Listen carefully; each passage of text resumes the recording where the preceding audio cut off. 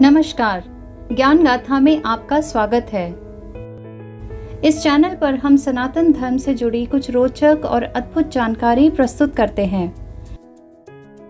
हमसे जुड़े रहने के लिए हमें लाइक, शेयर और सब्सक्राइब अवश्य करें और सनातन धर्म को प्रवाहित करें। फिबोनाची अनुक्रम एक प्रकार की श्रृंखला है जहां प्रत्येक संख्या उससे पहले आए हुए दो संख्याओं का योग है।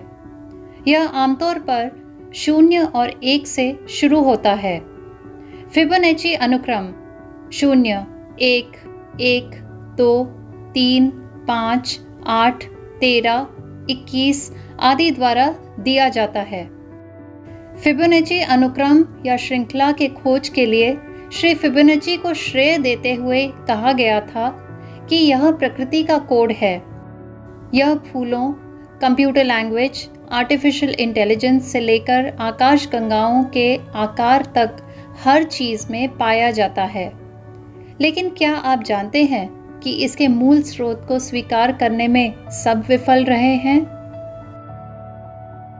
ज्ञान गाथा के इस भाग में आइए इस अद्भुत आविष्कार और उसकी भारतीय जड़ों के बारे में संक्षिप्त में जानते हैं। आइए फिबोनाची की पुस्तक लिबर अबासी पर एक नज़र डालते हैं, यह देखने के लिए कि फिबोनाची ने स्वयं इसे कैसे प्राप्त किया। उनकी पुस्तक का परिचय खुद ही आपको झकझोर कर रख देगा। 13वीं शताब्दी में लिखी अपनी पुस्तक के परिचय में फिबोनाची निम्नलिखित खुलासे करते हैं। मैं बुगिया, अल्जीरिया में कार्यरत एक अधिकारी का पुत्र हूँ। उस शहर में भारतीय व्यापारियों की एक बस्ती थी।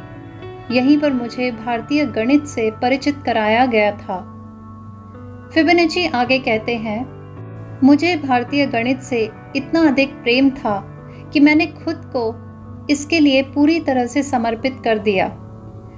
मुझे ग्रीक, अरबी और मिस्र के गणित से भी परिचित कराया गया था, लेकिन मैंने पाया कि उनमें से सभी, यहाँ तक कि पाइथागोरस भी भारतीय गणित की तुलना में गलत हैं।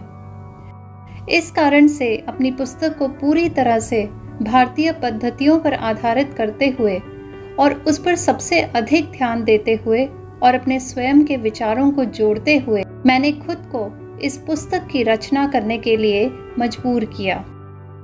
अपनी पुस्तक में मैंने भारतीय पद्धति के अनुसार गणित के सिद्धांत को पूरी तरह से प्रकाशित किया है।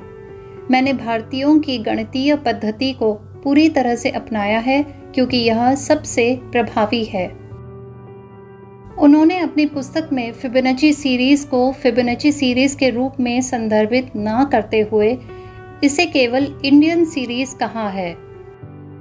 मैं फिबोनाची के परिचय को पढ़कर बहुत चौंक गई थी। मुझे यकीन है कि आप भी आश्चर्यचकित हो गए होंगे। इन तथ्यों को क्यों छुपाया जाता है? एक अधिक महत्वपूर्ण प्रश्न यह भी आता है कि इसे फिबोनाची श्रृंखला क्यों कहा जाना चाहिए, जब फिबोनाची स्वयं इसे खोजने का दावा नहीं करते हैं और केवल भारतीय गणित को ही अपना स्रोत मानते हैं। कई अन्य यूरोपीय लोगों के विपरीत फिबोनाची साहित्यिक चोरी या प्लेजरिज्म करने वाले नहीं थे। उन्होंने स्पष्ट रूप से अपने स्रोत का उल्लेख किया और प्राचीन भारतीयों को श्रेय दिया।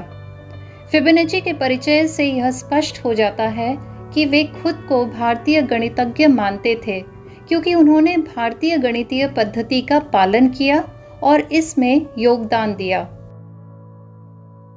पाइथागोरस और यूक्लिड के उपदेशों को प्रारंभिक मध्य युग में भुला दिया गया और बाद में ही पुनर्जीवित किया गया।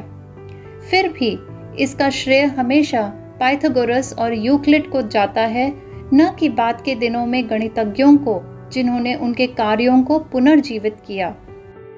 जहाँ तक तथाकथित फिबोनाची श्रृंखला का संबंध है, फिबोनाची केवल ऋषि पिंगला, जो कि 4वीं शताब्दी ईसा पूर्व से पहले थे, और उनके टीकाकार विराहुका के सूत्रों का अनुवाद कर रहे थे।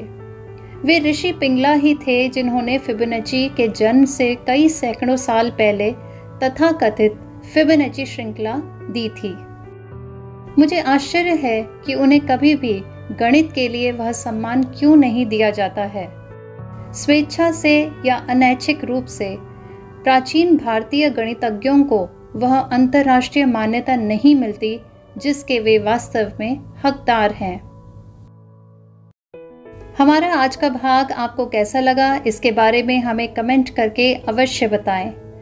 अगले भाग में हम फिबोनाची और संस्कृत छंद विद्या के संबंध के बारे में चर्चा करेंगे। आज के भाग में बस इतना ही। हम ज्ञान गाथा के हर भाग में आपके लिए ऐसे ही और भी रोचक तथ्य और जानकारी लेकर आएंगे।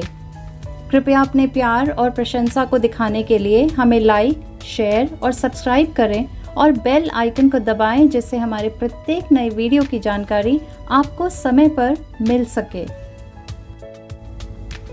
ज्ञान गाथा से जुड़ने के लिए आपका दिल से धन्यवाद। नमस्कार।